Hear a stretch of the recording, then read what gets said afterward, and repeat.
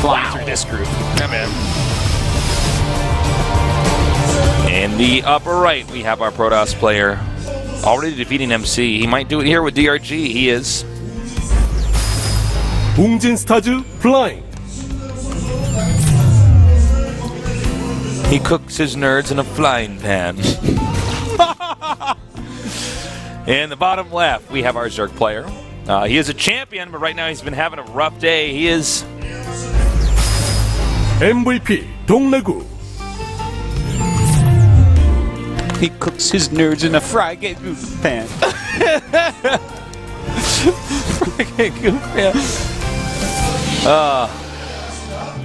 Okay, so here's my prediction for this map. I think if I'm DRG choosing this map against Protoss, I think I go into standard 3-base Roach, Ling, Hydra, or possibly Ling, Roach into Muta. One of the two. And the Ling, Roach, Muta is actually what DRG used to do all the time that he became so famous doing against Protoss, especially on Daybreak. But it's like 1,000 times better here. Now, if he goes into Roach, Ling, Hydra, that's look at that light. more powerful for the initial attacks, but in some ways a little bit more all-in-y. So, yeah. But the thing is, I think that Flying's going to do a 2-base attack here because that really, against a player like DRG, the last thing I'd want to do is try to hold a third here. Yeah. I think you're dead on with that analysis, Sartosis. Thanks. Also, you know, DRG's strongest in middle game, mid-game.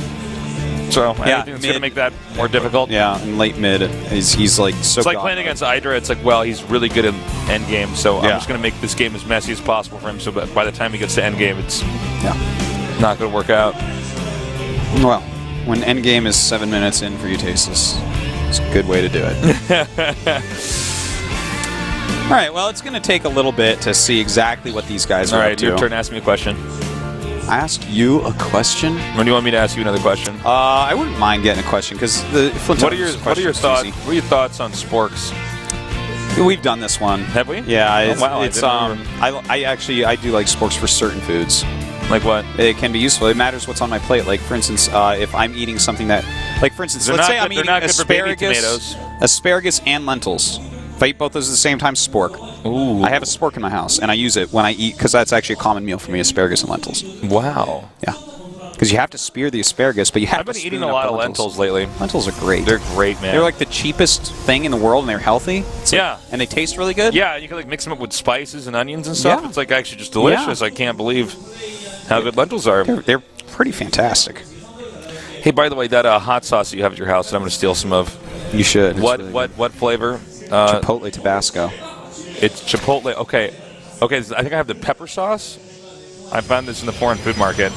Okay. All right, I'm going to come to work tomorrow. Bring a bottle. Excellent. Give it to you. You fill up the hot sauce. All right. That's how this deal goes down. It's not easy to get a lot of hot sauce out here, guys. I feel like I don't get anything out of this, but okay. No, you get nothing, but I'm taking some of your hot sauce because you have a giant Tabasco bottle. What is going on over here? That's definitely a place where you can see the pylon being made.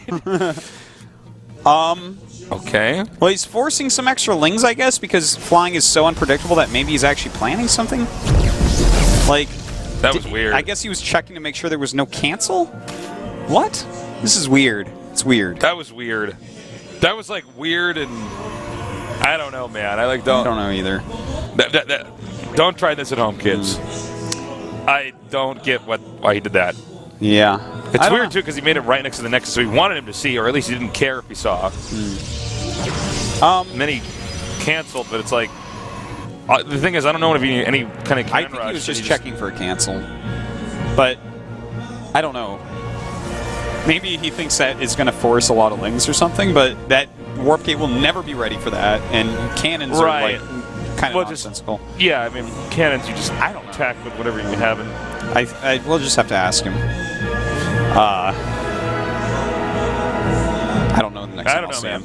Anyways, so let's try to figure out what's going on here. Yeah, let's do that. Void Ray popping out, +1 after Void Ray. He did not get a Phoenix, too. No, he didn't. And that means it is, of course, a very different build than what we saw before.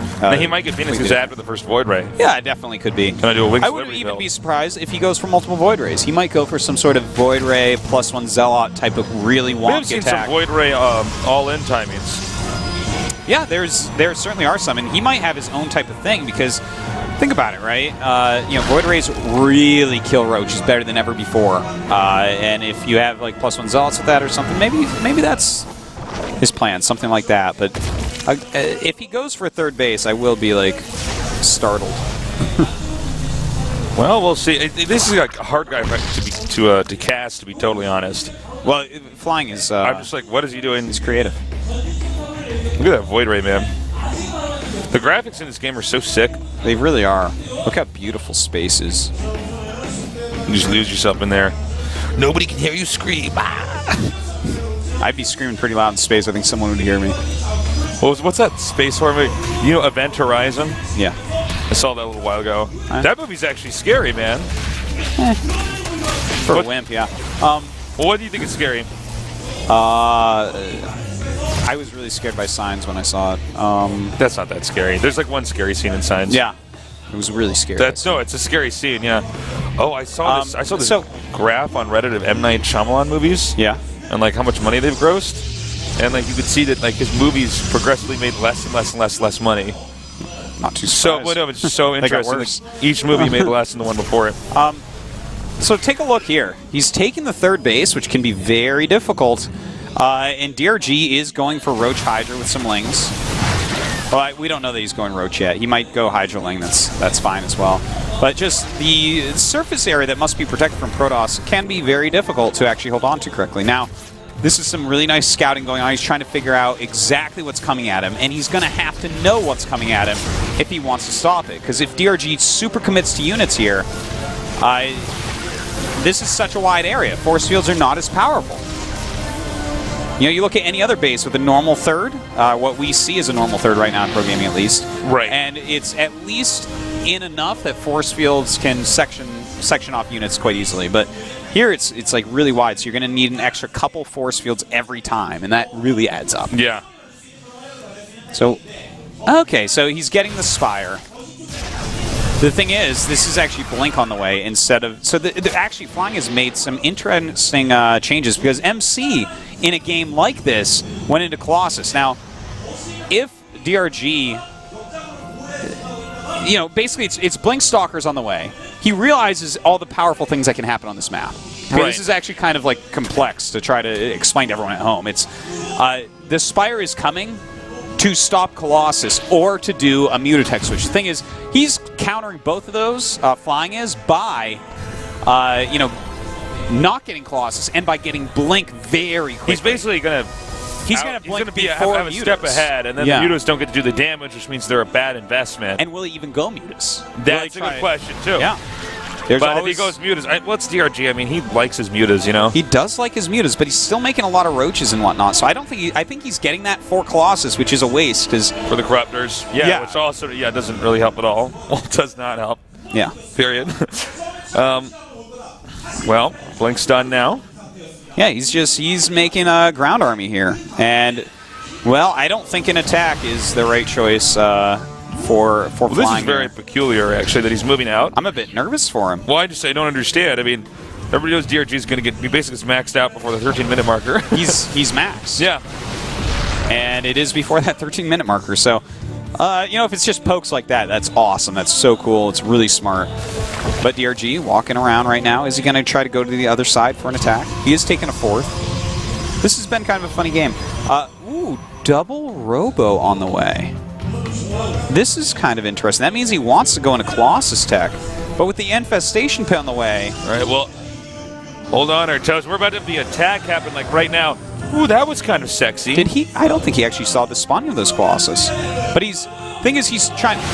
Oh, man, this is just so bad. So, hold the phone. Is he trying to bait something by making two fake Colossus when he's actually going to go Colossus? Yeah, well, I think he wanted him to turn around. I think you're right. I think that has to be it. I think that has to be it because if he's trying to trick him into thinking he's making Colossus while he's making Colossus, I don't need to explain that, why that doesn't make sense. So anyways. Not bad force fields, by the way. Yeah. He might blink on top of that. He's choosing a great location to actually fight it. Yeah. Like, he goes up to a place where he actually can make a force field wall that will cut the army up instead of being further back, which is what he would have had to do earlier on if DRG got aggressive a little bit earlier. Is he supply capped? No. Okay, never mind. So he's going to get these immortals out here. That's neat. Double This would be good against the roaches. I mean, there were a lot of roaches in that army. Yeah, and they aren't that bad against Hydras. They deal good damage. No. They're not really made to fight Hydras, Yeah. but no, they're not that bad against them. Well, the Hive is coming out, so it looks like we're going to have Vipers here really soon. There's always a possibility that we'll see Ultras thrown in as well, because Ultra's going to do well against Stalker Sentry for sure. Few Infestors being popped out. Always nice to have a few Infestors in the army. They aren't what they once were, but they're still a very useful extra unit. Right. Well, he's going to go ahead and secure this fourth, it looks like. I don't think Zerg can attack into this. You know, the only thing that Flying needs to do right now, really, is get his Templar Archives up. I'm getting a bit nervous about that, because if we see Vipers pop out, he hasn't even started Templar Archives, which means he has no feedbacks, which means he has to, the Vipers basically get to do what they want. We got the 5th being taken here by DRG. Only mining gas, though, at his 4th base. And, you know, this... Is he going to engage? I guess he can. He is maxed out. He really should have that Colossus with his army, though, and that Mothership Core. You know, the Mamaship Core. This is really such a Stalker-based army, and between Blinding Cloud and abducting everything that's valuable.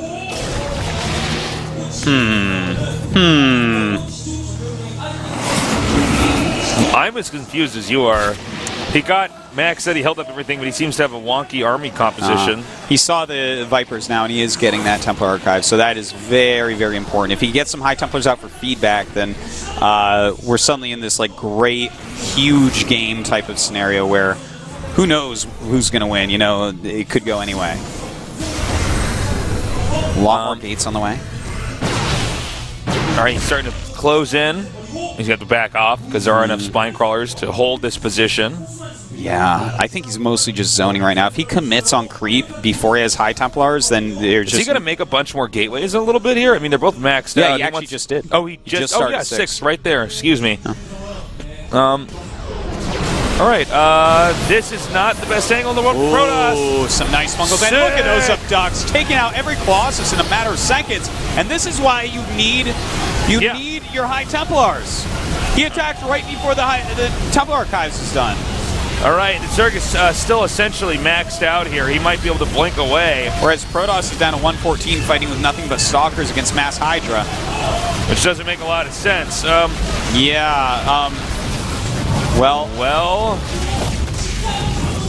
I don't know what to say. That was like weird. I was saying before, you know, Flying is a very interesting player, very good player, has his own styles, it's cool, but if he gets in these long macro games, he does tend to make mistakes, and this game we've certainly seen that. He has his Templar Archives about to finish against someone he knows has multiple Vipers, then walks onto creep to fight with a Colossus-based army. It's just completely nonsensical. When he could have even just taken some Stalkers out and sacked them and gone try to harass some drones and then made some Templars and gotten a better army. It would have been better for him to kill some of his own units and get the High Templars. Like, you need to feedback those so the abducts aren't so powerful.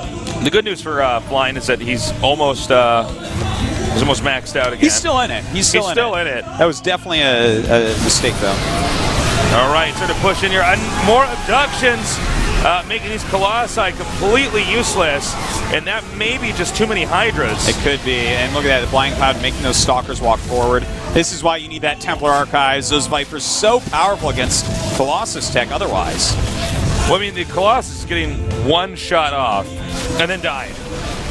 And, I mean, it's such a waste of resources we just now see here. And how many Colossus have we seen die brutally, and how many Vipers have actually been taken out? Like, a few have, but it's the right army comp against what Flying has. It's the perfect army comp. You know, if Flying... And now he's adding some sentries, which makes sense because he needs something special here. He's going to have to hit some good force fields or something. But I guess we've already said it. Really, he needed High Templars in that army to commit on creep with that army against the army that he knew DRG had was, in fact, not the greatest course of action possible. Right. Well, another Archon on the way. I mean, this is... Flying is hanging on by a thread. Yeah. He can sit back here and turtle and try to hold up several attacks. I don't know if DRG is the kind of player that's going to bungle this.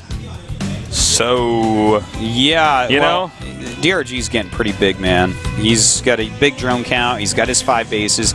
Yeah, there are 4 bases for flying, so he definitely still has possibilities, but the Viper play is something that he's just not answering at all. No. At all. At all whatsoever. Nothing here that tells me that he can beat Vipers. In fact, those Archons can be abducted as easily as the Colossus. Yeah. Yeah. So we should be seeing some abducts. There you go. 1 Archon, 1 Colossus. They die. Yeah, I think that's going to be it. Just about. There's no way at this point now for Flying to really come back. This attack he's will going to get trampled here. Yeah. He'd have a hard time holding his natural right now, let alone 4 bases. Yeah. So we're going to go to game number 3 here. The rubber match. Indeed we are. Flying, he had some cool play and some really great ideas for this map. Well, this game, the strategy was a little bit out there. It was actually confusing from the get-go. Yeah. And then, he finally got maxed out and had a weird army and attacked at a weird time, and, what are you going to do? So, that was not a good game there. Well, yeah, that decision just, that's, people have different strengths. Sure. At different points in the game, you don't necessarily have to have a perfect understanding of Starcraft to be a pro, that is for certain. He's great at micro, he's great at aggression, things like that. It's his late game decision making where he starts to fail. Yeah. Well, I feel like Fly's one of those players that didn't like to do the standard macro games. Yeah. He prefers these aggression builds. There's a point in micro where I didn't like a standard macro game. You know what I mean? Sure. I like some aggressive builds, like timing stuff like that, tech switch builds and stuff like that. But, that was an interesting example of, somebody just kind of getting there, getting to the end of the race, and they ran the most inefficient way possible. You know what I mean? There was a lot of more shortcuts they could have taken, they didn't. Well, sick metaphor. Sick metaphor, guys. So we're going to go to Akalon Waste. Well, you know what that was? That was running a race, and you're way in the lead, and then in the final mile, where you're wearing giant wooden shoes, and there's only nails left walking on your hands the rest of the way. Whoa. Yes. Whoa. So, Akalon Waste. This is a map where you can easily get 4 bases. Yeah. No problem holding 4 bases here against Zerg. I wonder what DRG is going to do here, because I feel like Roach Hydra aggression is just so weak here. I really don't like it. I mean, even without force fields, you're basically fine, Yeah. So we'll see. We're going to get this game going. The final game of today here at the GSL in Group B. Only one nerd will move on. Will it be DRG or will it be Flying? We're all going to find out soon.